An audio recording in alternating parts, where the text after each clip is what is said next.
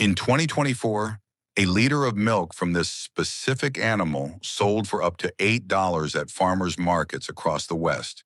A liter of regular cow milk, 50 cents, maybe $1 on a good day. Same volume, same effort to produce, up to 16 times the price. And that animal, the water buffalo, is being raised by almost nobody in the Western world. I've spent 2 years researching this. I've spoken to farmers in Italy where buffalo mozzarella is a billion-dollar industry built on this animal. I've studied how smallholder farmers in Southeast Asia have used the buffalo for centuries as their single most valuable farm asset.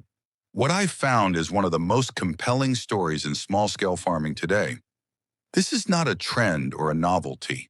This animal has been quietly outperforming cattle for thousands of years in conditions that half the world's small farmers actually live in.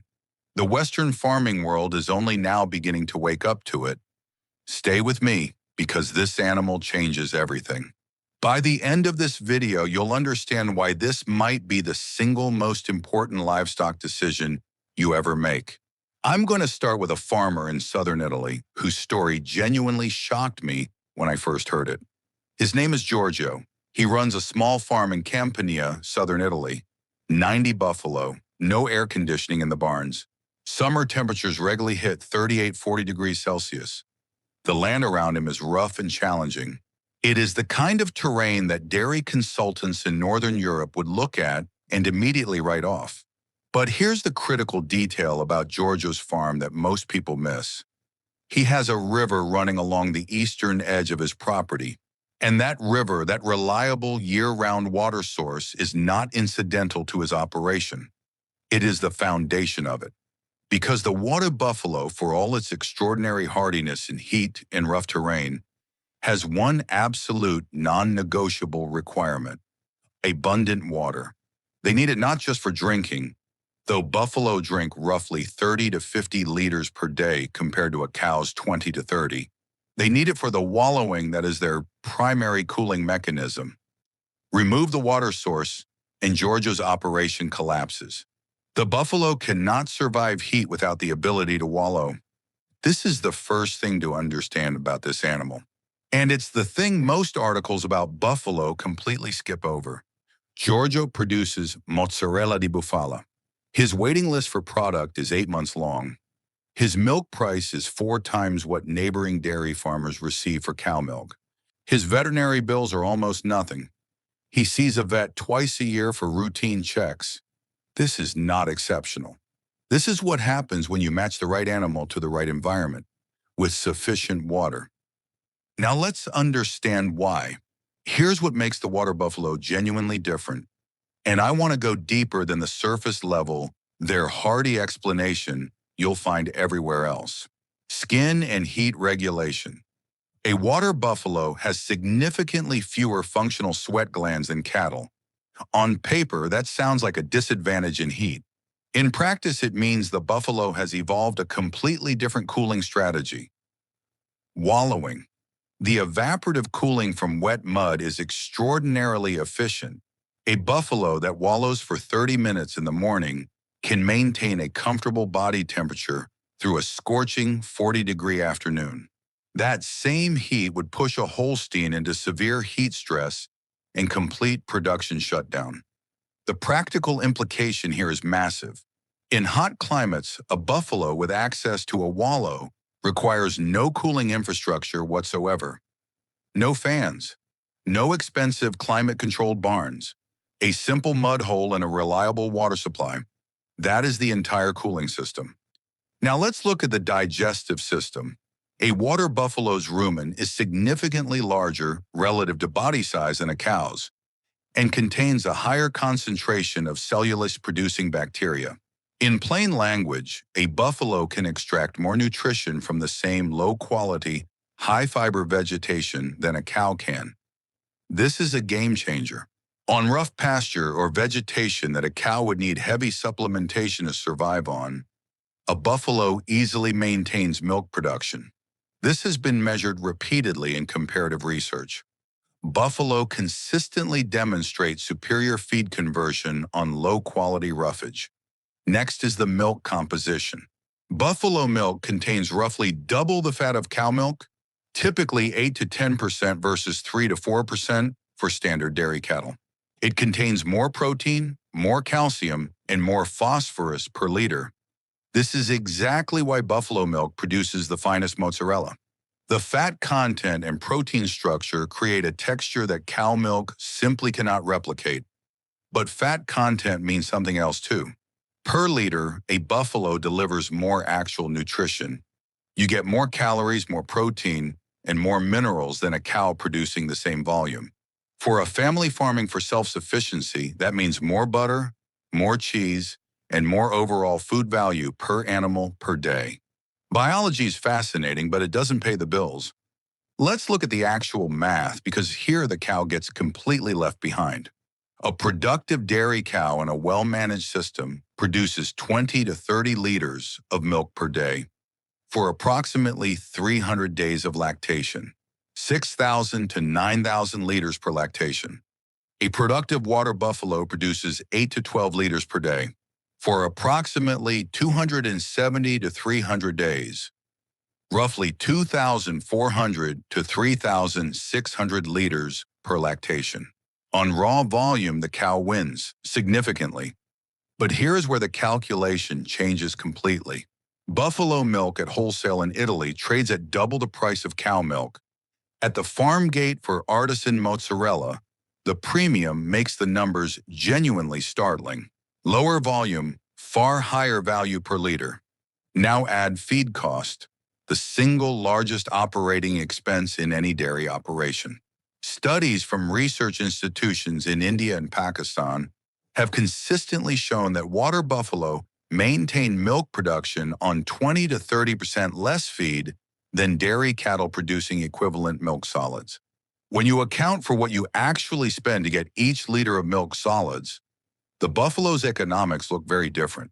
Then add this, and this is the number most people overlook entirely. A water buffalo's gestation period is approximately 10.5 months. Compared to 9 months for cattle, that longer interval matters for production planning. Your calving cycle is longer, meaning you need to account for this when calculating your annual output. But it is offset by one extraordinary advantage: productive lifespan. Buffalo live and produce for 20 to 25 years. A commercial dairy cow is typically culled after 4 to 6 years and rarely completes more than 4 lactations before her production economics become unfavorable. A buffalo can complete 8 to 10 full lactations over her lifetime. The upfront cost of purchasing a quality animal amortizes over a lifespan that dwarfs any cattle investment. And buffalo have significantly lower rates of mastitis, the single most costly disease in dairy farming globally, attributed to a stronger immune system and different udder structure. Lower mastitis means lower vet bills, lower antibiotic use, and consistently higher quality milk. The numbers, once you see them fully, make a compelling case. But numbers without a practical plan are just interesting. So let's build the system. Here's how to actually start with water buffalo, with full honesty about both the genuine opportunity and the real challenges. Water first, everything else second. Before you think about breeds, prices, or infrastructure, answer this question. Do you have a reliable year-round water source? A river, a well, a pond, a reliable municipal supply? If the answer is yes, proceed. If the answer is uncertain, resolve that question before you do anything else. A buffalo without adequate water in hot conditions is not a management problem. It is a welfare emergency that can become fatal. This is not something to approach casually, starting with one female. Do not start with a herd. Start with one productive female who has already calved at least once and has a documented production record. A proven producer tells you exactly what you're getting. In the United States, specialist breeders are primarily in the Southeast and Midwest. In Europe, Italian Murrah crosses are the gold standard for dairy. Prices are higher than equivalent dairy cattle. Supply is limited, and the premium product market reflects that. Infrastructure. You need less than you think. with one exception. A simple three-sided shelter providing shade and rain protection is sufficient. No climate control required. Feed infrastructure for a browse-based, low-input system, as we described in our goat video, works equally well for buffalo. The wallow is non-negotiable. A simple excavated area of 3 by 4 meters, filled with water and allowed to develop natural mud, is sufficient for a small group. One important management note: refresh the wallow water regularly and monitor its condition. A stagnant, heavily contaminated wallow can become a parasite and disease source that undermines everything you're trying to achieve. Clean wallow, healthy buffalo. It is that direct a relationship. Fencing must be strong.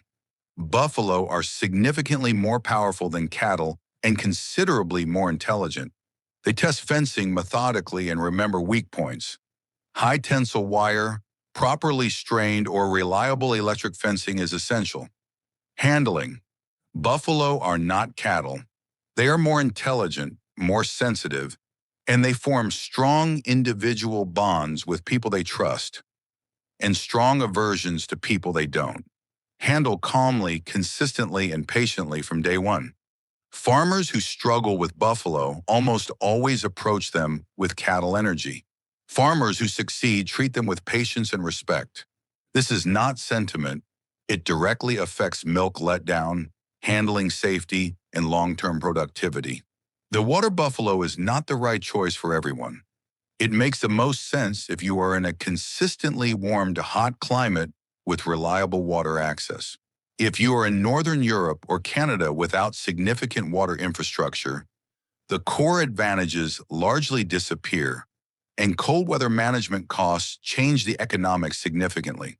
It makes the most sense if you have access to rough pasture, crop residues, or low-cost roughage, and a reliable water source.